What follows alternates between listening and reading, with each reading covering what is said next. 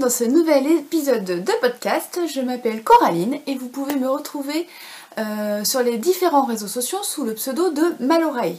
Donc c'est-à-dire Ravelry, Instagram et mon site internet maloreilledesigns.com où vous pouvez retrouver mes patrons de tricot puisque je suis designer tricot. Je suis ravie de vous retrouver dans ce nouvel épisode, le numéro 18. Je vérifie mes notes parce que je ne me rappelle jamais de quel numéro il s'agit. Je m'excuse d'avance pour la luminosité qui risque sûrement de ne pas être top, mais j'ai retardé depuis plusieurs jours le tournage de cet épisode, tout simplement parce qu'il fait un temps absolument abominable, et là c'est tout brumeux, tout, enfin voilà, on est en début d'après-midi et il fait tout gris. Donc bon, j'espère que ça ira quand même. Bienvenue aux nouveaux abonnés, puisque nous avons atteint depuis quelques jours les 1000 abonnés sur cette chaîne. Je trouve ça un peu fou quand même de me dire qu'il y a 1000 personnes qui sont abonnées à ma chaîne et qui regardent régulièrement mes vidéos. C'est un peu bizarre, mais voilà, donc bienvenue à vous. Merci aux personnes qui reviennent régulièrement pour voir mes vidéos. J'espère que ça vous plaira cette fois-ci. Alors, j'ai très peu de choses à vous montrer. C'est aussi une des raisons qui m'a fait hésiter. La première étant la météo, absolument affreuse. Et la seconde, c'est le contenu, puisque j'avoue que je n'ai pas grand-chose à vous présenter ce mois-ci. En fait, il y a pas mal de trucs secrets que je ne peux vous présenter ici, mais que je présente dans les coulisses. Je vais faire un petit point parce que j'ai souvent des questions là-dessus. Donc les coulisses, en gros ça remplace ma page Patreon. Avant j'étais sur Patreon, mais j'avoue que les frais étaient assez importants quand même. Et c'était avant qu'ils passent en euros et tout, avant c'était que en dollars.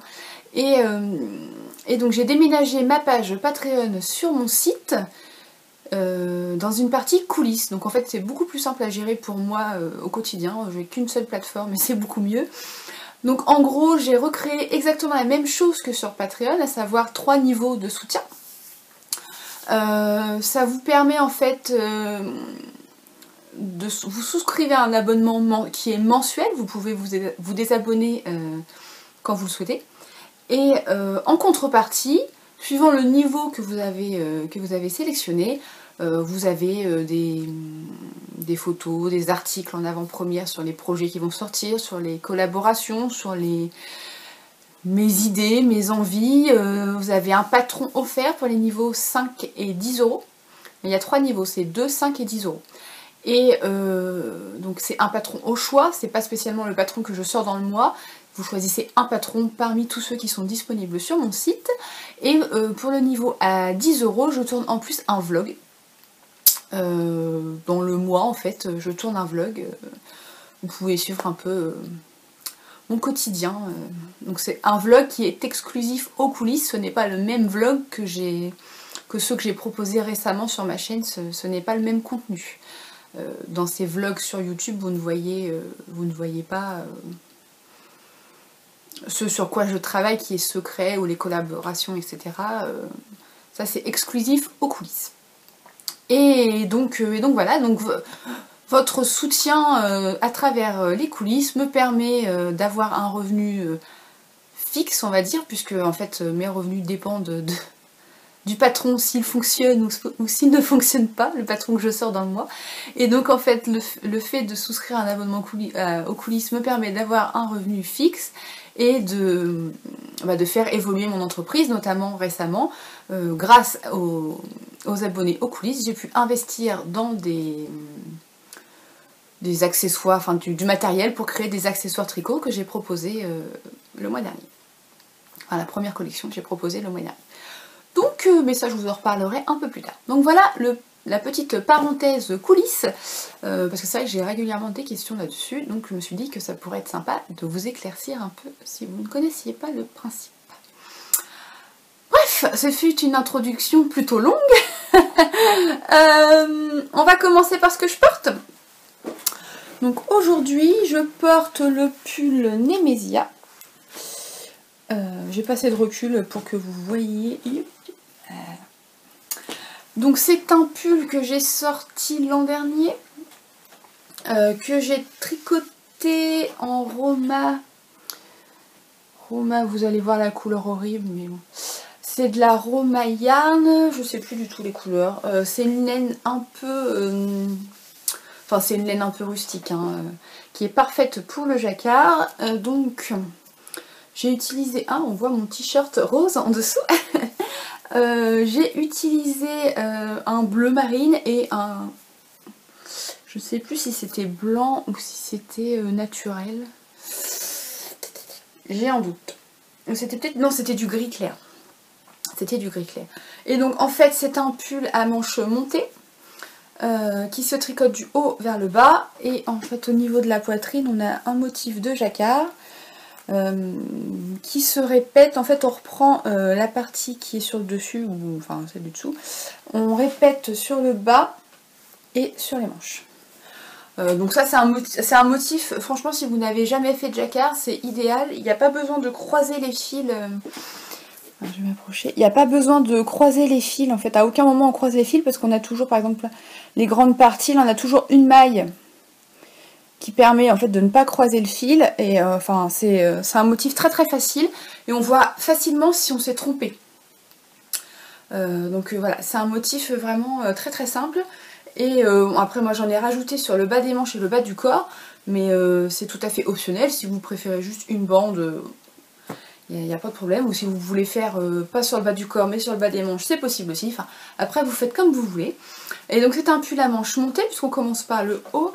Et je sais pas si on voit très bien. En fait on fait des rangs raccourcis à ce niveau là pour créer la forme de l'épaule.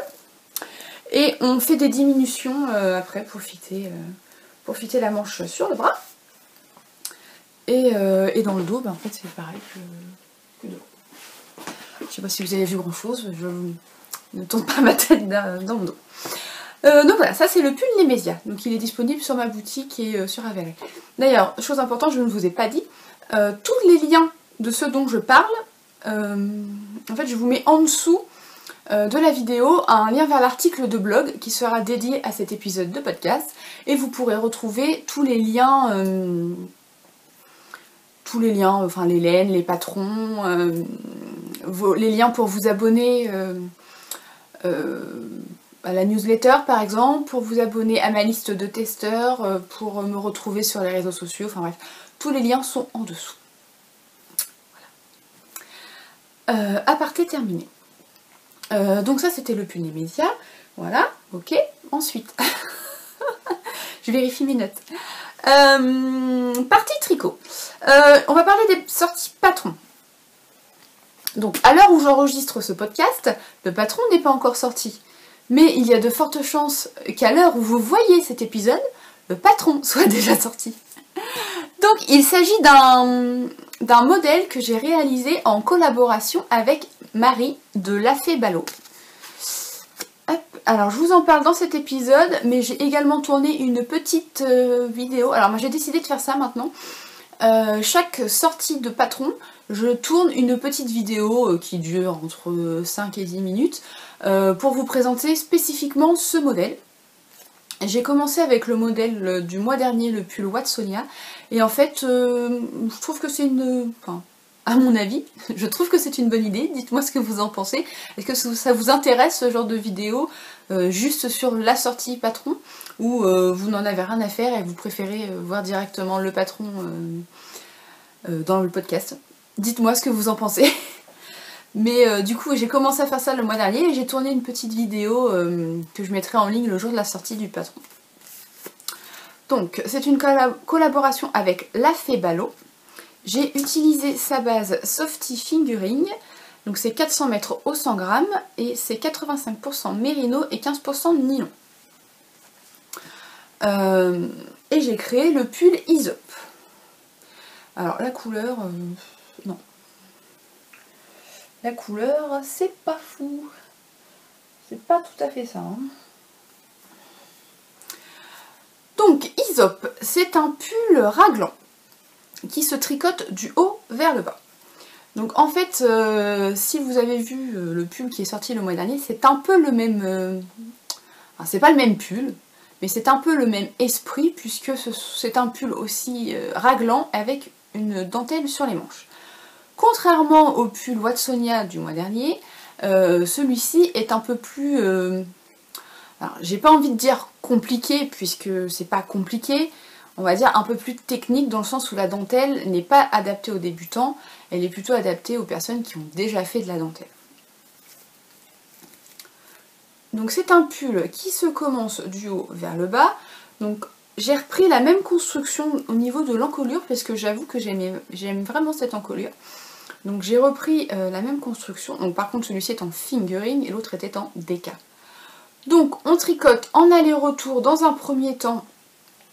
Donc on monte des mailles pour les devants, les manches, le dos. On tricote en aller-retour jusqu'au moment où on joint au niveau de l'encolure. Puis on tricote en rond jusque sous l'emmanchure.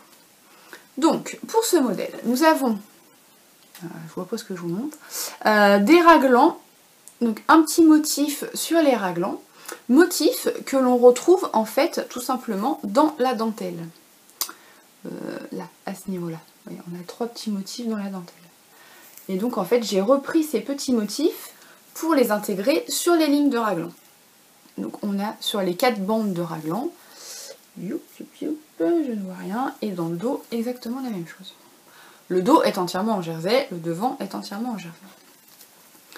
Donc on tricote en rond, enfin d'abord à plat, puis en rond jusque sous l'emmanchure. À partir de ce moment, on met les mailles des manches en attente, mais on garde les mailles de raglan, puisqu'en fait on va continuer le motif sous l'emmanchure.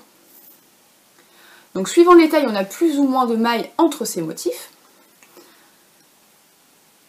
Donc voilà. Et on tricote en rond. Alors c'est une... J'ai voulu un patron en forme... Ah, je sais pas si on voit bien, mais on voit. Tout simplement parce que pour ma part, j'ai les hanches plus larges que la poitrine. Mais si ce n'est pas votre cas, il suffit tout simplement de passer l'étape des augmentations qui est indiquée dans le patron, si vous voulez un pull droit. Donc, arrivé à une certaine hauteur, on augmente régulièrement entre les deux motifs pour avoir une bande légèrement plus large et créer du coup cette forme-là. Donc on augmente des deux côtés, bien entendu. Pas que d'un seul côté, sinon ça ferait une forme un peu bizarre. Donc on augmente des deux côtés. Et on tricote voilà, en continuant le motif et on finit par des côtes de 2 torses. En fait je trouvais que ça allait plutôt bien puisque dans la dentelle, en fait ce sont des mailles torses. Donc j'ai mis des mailles torses. Donc une fois qu'on a fini le corps, alors personnellement en général je fais le col. Donc on a un col, on relève des mailles en côte et on tricote en côte de 2 torses également, on tricote que quelques rangs. Et ensuite on reprend les mailles des manches, donc les mailles qui étaient en attente. Et donc sur le dessus de la manche, on a un motif de dentelle. Et on fait des diminutions pour fitter la manche sur le bras. Et pareil, on termine par des côtes de 2 torses. Alors, la dentelle, enfin on fait pareil pour l'autre manche hein, du coup, parce qu'en général on a 2 bras, donc c'est mieux. En ce qui concerne la dentelle, elle n'est pas... Clairement, si vous n'avez jamais fait de dentelle avant, c'est non. C'est non. Faites plutôt, comme je vous disais, le pull Watsonia qui est sorti le mois dernier, qui lui a une dentelle très très simple, qui se tricote un rang sur 2, c'est très très simple. Très facile surtout de repérer si on fait une erreur. Pour celui-ci, pour cette dentelle, elle est un peu plus complexe. Elle se fait sur plus de rangs. Vous voyez, on a une répétition. Hop là. Elle se fait sur plus de rangs et il y a des croisements, des mailles torses, enfin... Elle est un peu plus complexe. Elle n'est pas hyper difficile. Hein. À partir du moment où on sait lire un diagramme, il n'y a pas de problème. On se repère bien. Mais elle demande de l'attention. Et c'est pour ça que je vous dis, si jamais vous n'avez jamais fait de dentelle, ce n'est pas vers ce pull qu'il faut se tourner en premier. Mais clairement, elle se fait bien. Enfin, j'ai aucune de mes testeuses qui a galéré à faire la dentelle. Donc voilà pour ce pull. C'est pas... Enfin, qu'est-ce que je voulais dire? Je sais plus. J'ai mis une petite étiquette. Qu'est-ce que j'ai mis là? Joli tricot. C'est des petites étiquettes que vous pouvez retrouver dans ma boutique si ça vous intéresse, mais tout ça je vous en reparlerai à la fin, les accessoires. Donc voilà pour le pull Aesop. Donc le coloris que j'ai utilisé n'a pas de nom, enfin du moins il n'en avait pas quand Marie m'a envoyé les écheveaux.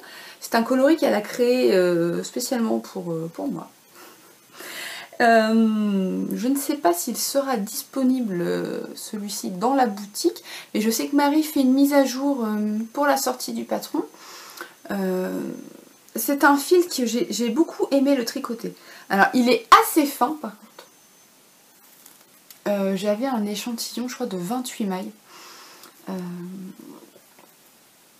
Mais très agréable à tricoter, très doux. Et je pense qu'on voit bien la définition des mailles, enfin franchement parfait. Très doux et encore plus depuis que j'ai lavé le pull, vraiment très doux. Les couleurs, alors je sais pas pourquoi on voit une marque. On a l'impression que c'est très nuancé là et là pas du tout, alors qu'en fait en vrai pas tant que ça. Donc je vous l'ai peut-être déjà dit ici, mais alors moi je déteste alterner les écheveaux, surtout quand il s'agit d'un projet en rond. Encore sur un gilet ça me gêne moins parce que je change d'écheveaux en début de rang. Autant là en rond ça me saoule, ça s'en mêle, tout ça. Donc ce que je fais c'est qu'en fait j'attends qu'il me reste genre 10 grammes de laine de mon premier écheveau. Et là je commence à alterner avec le second. Jusqu'à ce que je n'ai plus de laine. Et je fais ça à chaque fois en fait. Je déteste alterner... je crois que ça m'est jamais arrivé en fait d'alterner un projet complet. Je me rappelle pas, mais j'aime pas ça. J'aime pas ça. Donc voilà. Donc Aesop est disponible sur ma boutique Ravelry et sur mon site maloraidesigns.com. Voilà pour les projets sortis patron, projets terminés. Pour l'instant c'est tout ce que j'ai à vous montrer. Alors au mois de décembre, donc oui celui-ci sort le 11. Au cas où la vidéo serait en ligne avant la sortie, j'offre toujours une remise de 20% sur mes patrons. C'est indiqué sur la page patron sur Ravelry. Je ne sais plus le code promo que j'ai mis, il me semble que c'est Aesop 20. Si jamais vous êtes abonné à ma newsletter, en fait vous avez une réduction légèrement plus importante, puisque la réduction classique on va dire c'est 20%, pour les abonnés à la newsletter c'est 25%. Voilà. Donc en décembre celui-ci sort le 11 et il y aura une petite surprise de Noël qui sortira à Noël. Mais je ne vous en dis pas plus pour le moment. Donc voilà pour les projets finis sortis patron. Je vais parler de 2 en cours. Enfin j'ai d'autres projets finis mais je vous en parle pas ici. C'est dans les coulisses que ça se passe. On va parler en cours. Je vais vous reparler de celui, il me semble que je l'avais commencé la dernière fois. De mon gilet Litops. Alors si vous m'avez suivi dans mes vlogs, vous avez dû le voir passer. Hein. Je vais arriver à le finir un jour, hein, je vous le promets, je vais y arriver. Mais comme j'avais d'autres projets en cours, je ne l'ai pas trop tricoté. Alors attendez, parce que j'ai un petit câble et je suis à l'étape des poches et du coup ça ne ressemble à rien du tout. Hop. Alors pour rappel, le gilet Litops, c'est un modèle que j'ai créé pour le magazine LITLG. Et il faut que je retrouve la page. Hop. Donc mon prototype de base, je l'avais tricoté avec sa base DK Tweed. Hop. Et donc c'est un gilet un peu long avec des poches. Des poches et tout en torsade et textures. Oh je suis désolée ça bouge. Vous êtes en équilibre sur ma table à repasser. Si vous voyez l'installation, j'ai empilé des cartons pour que ce soit assez grand assez haut pour que je puisse caser ma tablette. Mon Dieu.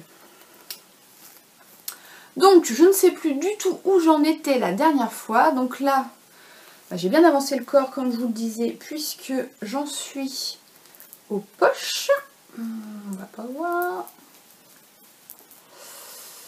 Là, on voit qu'il y a un trou.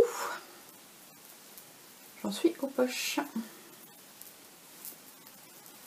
J'ai tricoté les manches. Hop. Donc les manches sont en point de blé. Le dos est en point de blé. Et donc j'ai 2 manches. Une, 2. Et je vais éternuer. Ça me chatouille le nez. Et donc c'est un gilet raglan. Avec sur le devant... Ah oui, alors, non, dans le vlog, la dernière fois, je l'ai fait comme ça. Et on voyait carrément mieux. Voilà. Donc c'est un gilet texturé avec des torsades sur tout le devant. Donc ensuite, là il faut que je finisse le corps. Je suis presque arrivée à la hauteur. Je crois qu'il me faut une 40aine de centimètres avant de commencer les côtes. Et là j'y suis presque. Donc après il me restera les côtes. Il faut que je fasse après, il faut que je reprenne les mailles des poches et que je tricote mes poches. Et il faudra que je fasse la bande de boutonnage qui fait tout le tour. Donc c'est un gilet à col V.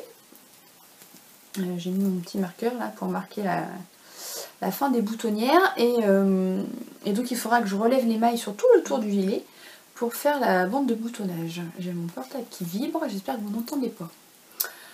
Donc voilà. Je suis désolée, j'ai l'impression que la lumière est un peu cracra là. Je suis pas convaincue que vous voyez grand chose, mais bon. Et en plus j'ai choisi une couleur foncée, donc ça avance bien. Avec un peu de chance, la prochaine fois qu'on se voit, il sera terminé. J'utilise la Charisma de Drops et c'est le coloris numéro 16. Donc je crois que c'était gris moyen, quelque chose comme ça. C'est un gris chiné. C'est un coloris mix celui-ci. Donc voilà, donc la prochaine fois j'espère qu'il sera terminé. Alors j'ai prévu de publier ces patrons parce qu'en fait je crois que je vous l'ai déjà dit, je me répète mais désolée. J'ai sorti 2 patrons dans ce magazine LITLG. Hop. Il y a aussi le pull, oh là la couleur, mon dieu. Donc il n'est pas orange fluo, hein, non, il est coloris rouille un peu. Donc j'ai sorti, oh, c'est horrible cette couleur. Bon bref, j'ai sorti le pull Akebia en même temps dans ce magazine. Et donc j'aimerais publier les 2 patrons, parce que maintenant j'ai l'autorisation de les publier individuellement. Donc j'aimerais les sortir, je pense en début, enfin de toute façon ce sera en début d'année, ce sera pas clairement pas cette année. En début 2021, donc je ne sais pas encore, ça dépendra de quand j'aurai fini ce pull, enfin de ce gilet. Il faut que je fasse des photos. Et donc, on va dire peut-être février. Il faut que il faut que je vois un peu avec mon planning tricot. Mais ouais, j'aimerais publier ces 2 pulls. Alors je ne sais pas si je les publie tous les 2 en même temps ou est-ce que je les publie un par un. Dites-moi ce que vous en pensez. Vous préférez avoir les 2 modèles d'un coup ou avoir un modèle puis le mois suivant un autre modèle? Qu'en pensez-vous? Donc voilà pour le gilet Litops. Second en cours qui est un en cours, voilà. Hein, je vous en avais parlé, il me semble. Pour ceux qui me suivent, vous avez dû voir mes péripéties couverture pour ma mini, couverture de reste qui ont duré plusieurs mois. Hein. Et donc là, j'ai un sac avec tout plein de Baby Merino. Alors je ne secoue pas trop le sac parce que ça va faire mal aux oreilles. De Baby Merino et de Big Merino de Drops. Alors c'est une lettre qui est plutôt douce, mais j'avoue que j'ai fait plusieurs projets vêtements avec, et notamment pour mes enfants. Et bon, bah, ça va que c'était pour mes enfants, quoi, parce que concrètement on tricote et le vêtement est à la bonne taille et dès qu'on le lave il a pris 3 tailles. Donc bah c'est mort quoi. Donc pour un accessoire à la rigueur, pour un châle ça peut être bien parce que si on tricote serré on a un petit châle et quand on le lave on a un châle énorme. Mais non en fait oui j'avais fait un gilet pour moi. J'avais fait avec le blanc, j'avais fait un gilet de Marie-Amélie. Je me demande si c'est pas son gilet avec un volant. Merde, comment il s'appelle gilet eau gazeuse. Enfin j'avais fait la version gilet, je crois que c'était eau gazeuse. C'était peut-être le pull, oui c'est ça, ça devait être ça. Ça devait être le pull champagne et moi j'avais fait la version gilet et je crois que c'était eau gazeuse le gilet. Quelque chose comme ça.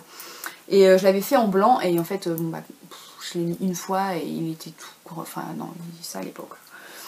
Donc je garde ces restes dans un sac voilà, qui attend. Et je me suis dit, après avoir terminé la couverture de ma fille et surtout après avoir terminé leurs différentes poupées en feutrine, je vous renvoie aux épisodes précédents si vous ne savez pas de quoi je parle. Et donc je me suis dit que ça pourrait être pas mal de leur faire des petites couvertures justement avec ces pelotes qui traînent et qui clairement prennent de la place dans mes boîtes, là. Alors que je pourrais mettre de beaux écheveaux à la place de ces pelotes. Donc j'ai commencé une couverture mais version mini. Donc bon, il n'y a pas vraiment de sens de couleur, hein. Je prends comme ça vient, voilà. Le but c'est d'utiliser, donc là j'essaie de faire un dégradé à peu près, j'ai du rose donc j'ai pris les 2 roses, après je suis passée au blanc, après j'ai du bleu clair, et j'ai également un bleu vert, mais de toute façon les couleurs à mon avis vous n'allez pas les voir, et j'ai un bleu, bah bleu comme mon pull quoi. Donc je pense que je vais faire ça pour finir, alors peut-être comme ça. Je vais finir comme ça, et donc bah, j'ai 3 couvertures à faire. Donc là je tricote en 3,5, 3,75. Je tricote en 3,75, mais bon, comme c'est une couverture, en fait ça va plutôt vite. Hier j'ai tricoté ça, aujourd'hui, je vous ai pas dit d'ailleurs, on est lundi 7. Hier on était dimanche, j'ai tricoté, hier après-midi j'avais envie de lire et j'avais pas envie de réfléchir. Donc j'ai tricoté toute la partie blanche et la partie bleue dans l'après-midi en lisant mon bouquin. Et donc voilà, donc là j'ai presque, enfin j'ai bien avancé, donc là je diminue. Alors je vous explique si vous n'étiez pas là dans les premiers épisodes. En gros, on monte des mailles et on augmente de chaque côté jusqu'à atteindre la largeur qu'on veut. Donc en gros la couverture après elle se met comme ça. Donc moi je voulais à peu près 30 cm de large, donc j'ai augmenté jusqu'à avoir à peu près 30 cm pour ma base. Une fois qu'on a la largeur qu'on veut, en gros on diminue d'un côté et on continue à augmenter de l'autre. Donc j'augmente de ce côté et à la fin de mon rang je diminue pour en fait former, vous voyez, l'autre côté, pour que ça fasse un rectangle. Donc on continue à tricoter en augmentant et en diminuant jusqu'à atteindre, en fait, jusqu'à ce que ce côté-ci atteigne la même hauteur que l'autre côté. Et une fois qu'on a atteint, une fois qu'on a atteint la même hauteur, on diminue. On diminue des deux côtés. Voilà. En gros, voilà, ça c'est la moitié de ma couverture. Donc je vais tricoter jusqu'à atteindre l'autre côté, jusqu'à ce que ce coin-là atteigne ce côté-là. Et après je diminue. Je sais pas si je suis très claire, enfin bref. En fait c'est un tuto gratuit de Pearl Soho.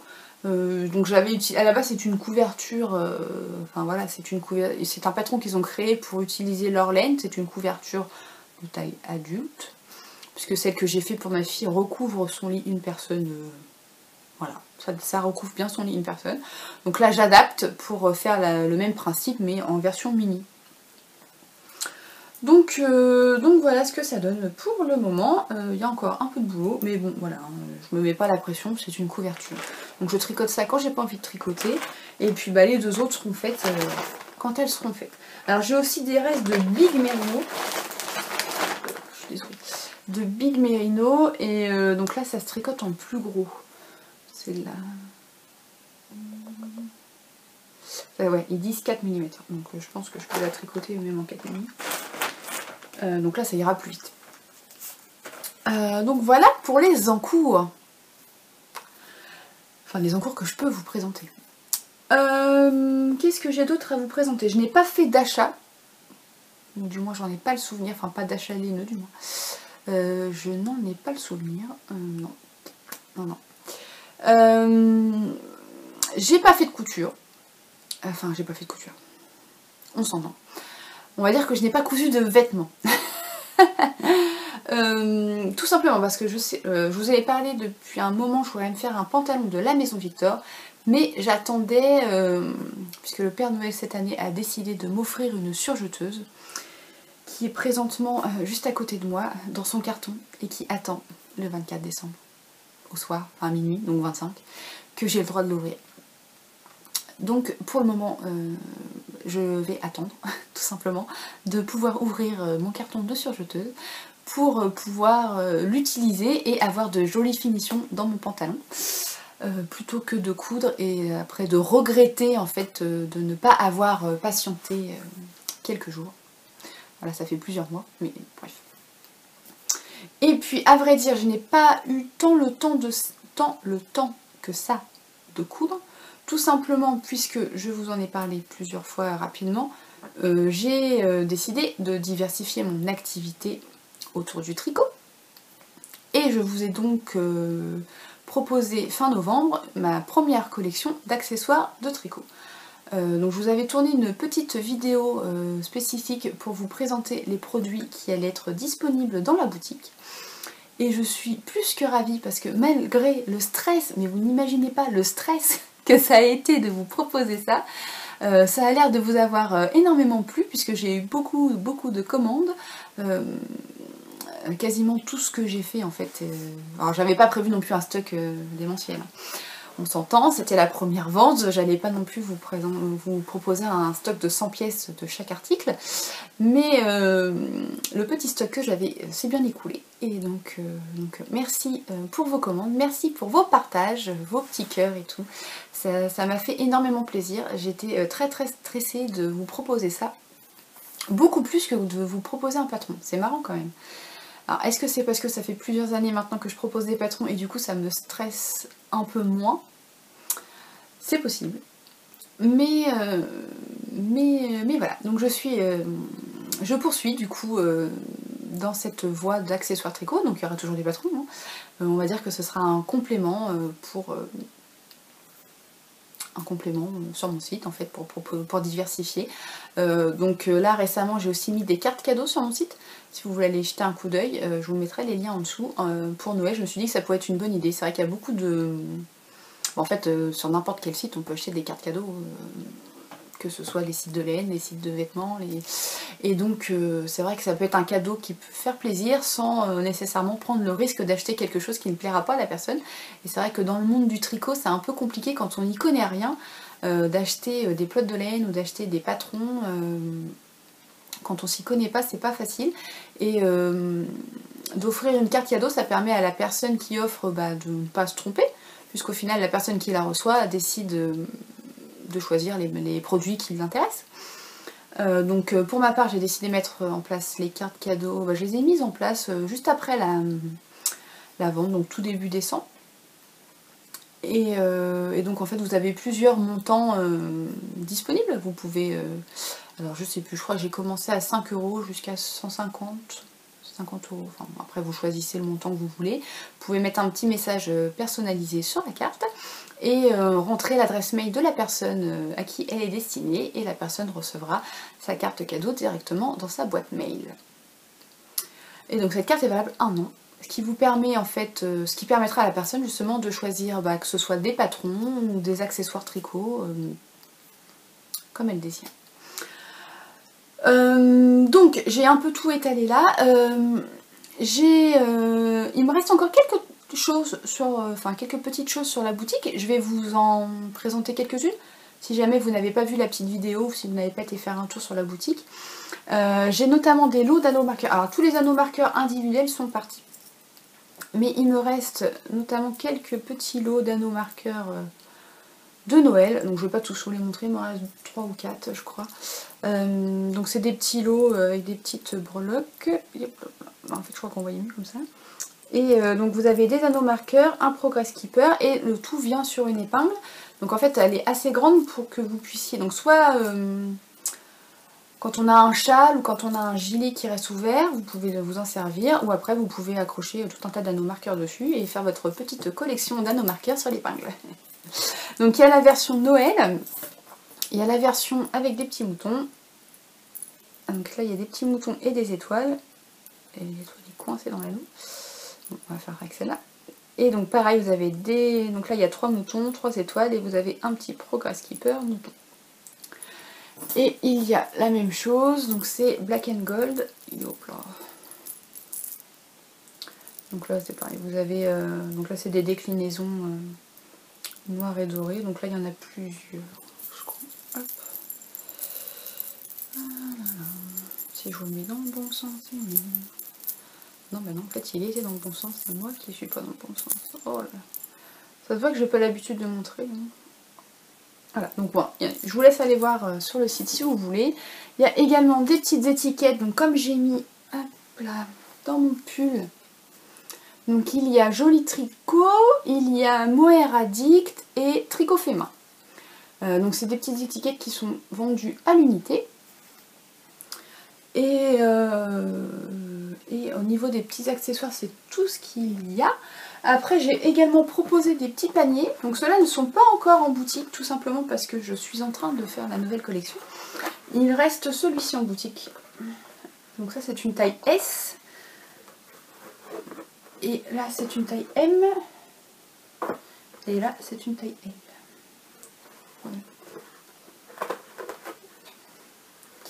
Donc ça, c'est les paniers que je suis en train de refaire. Donc c'est les mêmes qui étaient en boutique. Celui-ci c'est une déclinaison de rose et je travaille actuellement sur d'autres déclinaisons de couleurs. Voilà, parce qu'en fait ça m'amuse. Ça m'amuse de chercher les couleurs en fait. Hop, les dégradés. Donc en fait c'est de la corde que je couds et ça fait un super panier en cours et de réfléchir en fait aux dégradés de couleurs, bah, ça m'amuse beaucoup. Ça m'amuse beaucoup, donc voilà, je travaille là-dessus en ce moment et j'espère vous proposer la nouvelle collection, je dirais bien début janvier, mais je ne suis pas sûre, courant janvier, voilà, on va prendre moins de risques, courant janvier, parce que clairement on a proposé un réassort fin décembre, enfin avec Noël, le jour de l'an et tout, je pourrais pas expédier, mais en fait je prendrais même pas le risque d'expédier des colis comme j'ai fait fin décembre, enfin avec les fêtes, non. Je préfère attendre que les fêtes soient passées pour expédier beaucoup de colis. Donc après voilà, expédier, parce que genre ça va dans une enveloppe, hein, je mets pas un carton, mais les paniers, les petits paniers, ça rentre pas dans une enveloppe, je suis obligée de l'envoyer dans un carton et donc j'étais à la poste avec mes 2 sacs Ikea, j'ai fait plusieurs voyages, mes sacs Ikea, bah non, je me vois pas aller déposer 15 ou 20 cartons en pleine fête de Noël, quoi. Donc ça attendra début janvier. Donc voilà, je travaille sur un réassort. Clairement là pour l'instant les petits anneaux marqueurs de Noël il en reste très peu. Et bon bah je ne referai pas en janvier, hein, c'est le thème Noël, donc Noël c'est fini. Ils seront remplacés par d'autres thèmes. Je vais sûrement proposer des Black and Gold parce qu'ils vous ont bien plu aussi. Il y a encore des lots de moutons de Noël, mais je pense reproposer des moutons tout seuls. Enfin les anneaux individuels quoi. Et puis des petites nouveautés quand même, les paniers et d'autres choses si j'ai le temps de développer ce sur quoi je travaille. Si j'ai assez de temps pour tout faire, il y aura peut-être autre chose. Mais ça, je ne vous en dis pas plus. Pareil, ce sera... si vous voulez le savoir, il faut aller dans les coulisses, sinon il faudra attendre la mise à jour. Voilà. Bah écoutez, ça a été un petit épisode. J'ai pas eu tant de choses que ça à vous présenter. Non, je vérifie que j'ai rien oublié, mais non. Tout simplement parce que j'ai beaucoup de choses dont je ne peux pas vous parler ici. Voilà. Voilà, on va s'arrêter là. Je vous remercie encore de votre présence ici. Si vous n'êtes pas encore abonné à la chaîne, n'hésitez pas à le faire. N'hésitez pas à mettre un petit pouce vers le haut si cette vidéo vous a plu. Et puis je pense retourner peut-être un vlog pendant les vacances, à voir comment j'arrive à m'organiser. Si j'arrive à faire ça pendant les vacances, ça pourrait être sympa. Sinon, bah, ce sera peut-être en janvier. N'hésitez pas à me donner votre avis, notamment sur les petites vidéos, sur les projets individuels, en fait, sur les sorties patrons. Est-ce que ça vous intéresse ou pas?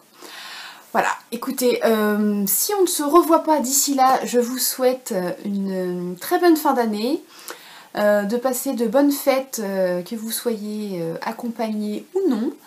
Et voilà, à bientôt.